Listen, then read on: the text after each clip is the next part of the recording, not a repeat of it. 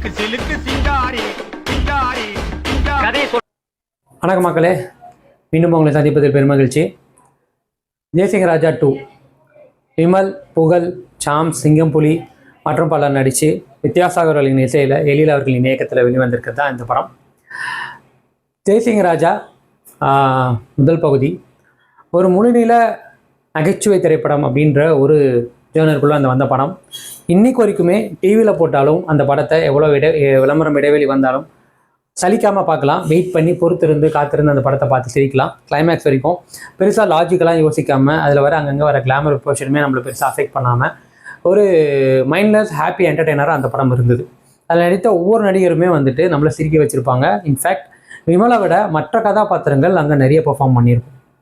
So அந்த மாதிரி ஒரு திரைப்படத்தை கொடுத்துட்டு அதே பேரோட பார்ட் 2 அப்படின்னு வரும்போது என்ன மாதிரி மக்கள் எதிர்பார்ப்பாங்கன்றது ஒரு பேசிக்கான ஒரு காமன் சென்ஸ் தான்.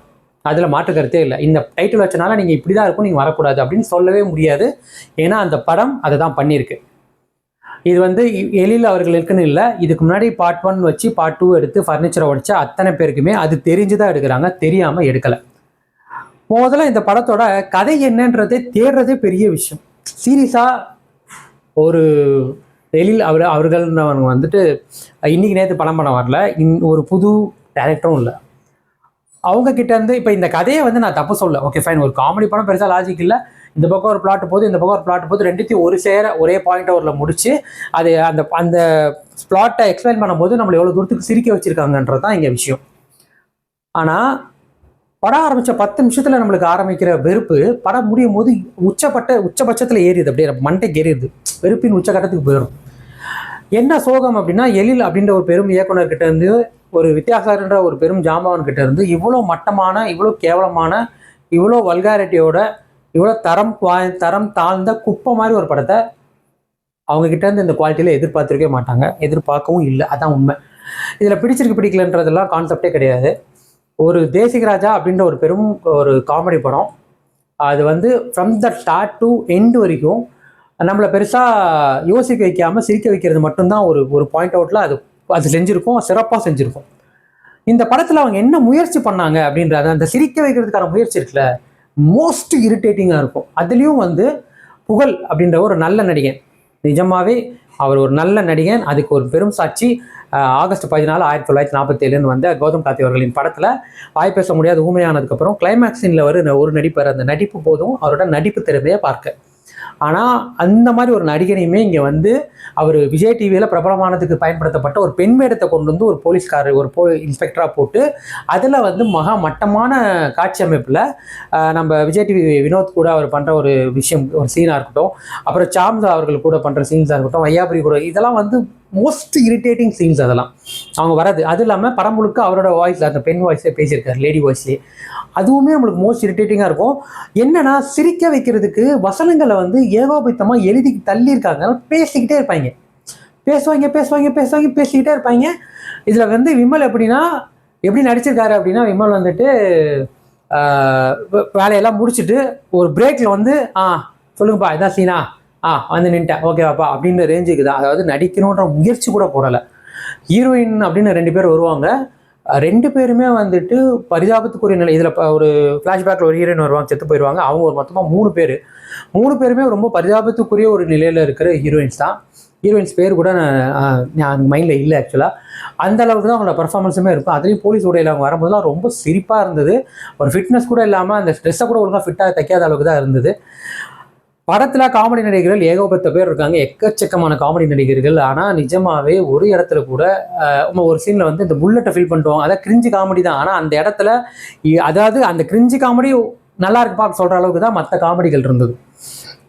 படம் எடுக்க முடியல, படம் எடுக்க கதை இல்லை அப்படின்னா ஒன்றும் பிரச்சனை இல்லை, வீட்டில் ரெஸ்ட் எடுங்க, நல்ல கதை வர வரைக்கும் பேஷன்ஸோட வெயிட் பண்ணுங்கள். வந்ததுக்கப்புறம் அதை நல்ல படமாக மாற்றுறதுக்கான திரைக்கதை எழுதுங்க.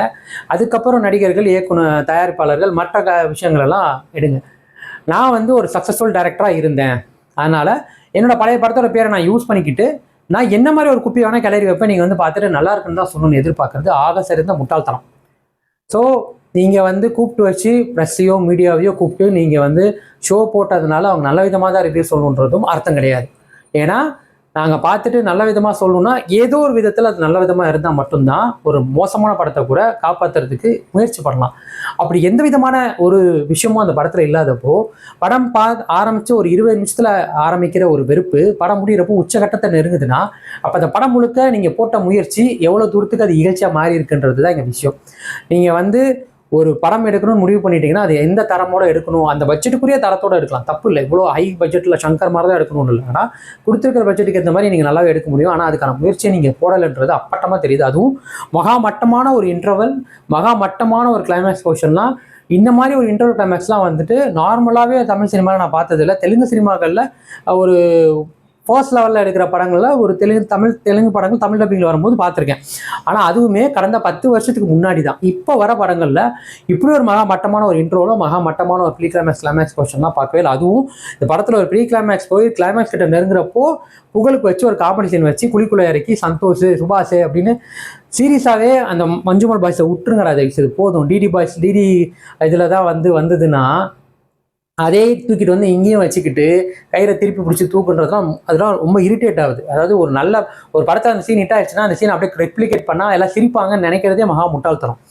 அதில் வேற பாட்டை யூஸ் பண்ணிடாதீங்கடா, அப்புறம் காப்பிரைட்ஸ் வரும். இதெல்லாம் யூடியூப்ல சொல்கிற ஒரு கண்டென்ட், அதெல்லாம் கொண்டு படத்தை வச்சுக்கிட்டு நிஜமாவே நல்ல நடிகர்களை கொண்டு வந்துட்டு அவங்க நடிப்பு மேலே விருப்பம் வர வைக்கிறதுக்கான ஒரு முயற்சி தான் அந்த படம். ஸ்டார்டிங் ஃப்ரம் விமல் இதில் படத்தை நடித்த அத்தனை பேர் மேலேயுமே நம்மளுக்கு அவங்க நடிப்பை பார்க்கும்போது வெறுப்பு தான் வரும்.